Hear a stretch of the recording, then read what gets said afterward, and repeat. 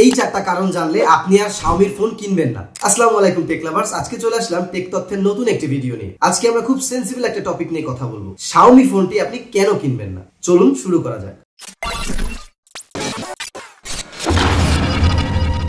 এক নম্বরে আছে সফটওয়্যারের সমস্যা।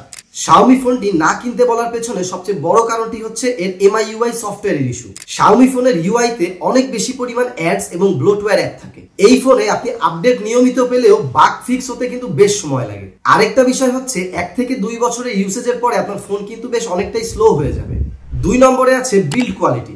দেখেন, বাজেট সেগমেন্টে কিন্তু শাওমি অনেক সময় কম দামে প্লাস্টিক বডি বা মিড লেভেলের ম্যাটেরিয়াল ইউজ করে থাকে। এটার জন্য কিন্তু ফোনের বডিতে প্রায়শই অনেক ডেন্টস এন্ড স্ক্র্যাচেস দেখা যায়। এমনকি কিছু কিছু ইউজাররা বলেছেন যে শাওমি ফোনের পাওয়ার বাটন এবং চার্জিং পোর্ট অনেক দ্রুতই ঢিলা হয়ে যায়। তাই লং টার্ম ডিউরেবিলিটি নিয়ে কিন্তু একটা প্রশ্ন সবসময় থেকেই যায়। 3 নম্বরে আছে হিটিং ইস্যু। হিটিং ইস্যু কিন্তু শাওমি ফোনটি না কিনতে বলার পিছনে বেশ বড় একটা কারণ। শাওমির কিছু মিড রেঞ্জের ফোন কিন্তু গেমিং বা হেভি টাস্কিং এর ফলে দ্রুতই গরম হয়ে যায় এবং এর ব্যাটারির হেলথ ধীরে ধীরে কমতে থাকে। চতুর্থ এবং লাস্টে আসি এর ক্যামেরা এক্সপেরিয়েন্সে।